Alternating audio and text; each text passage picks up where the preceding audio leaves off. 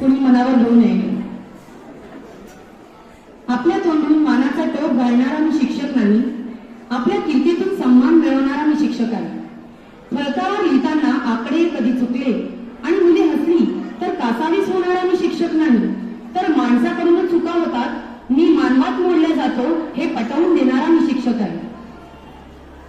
मुलं उलट बोलली, बेशिस्त वागली म्हणून रडू कोसळणारा मी शिक्षक नाही, तर तुमच्या वागणुकीतून तुमच्या पालकांची तुम्ही ओळख करून देता असे समजावून सांगणारा मी शिक्षक आहे.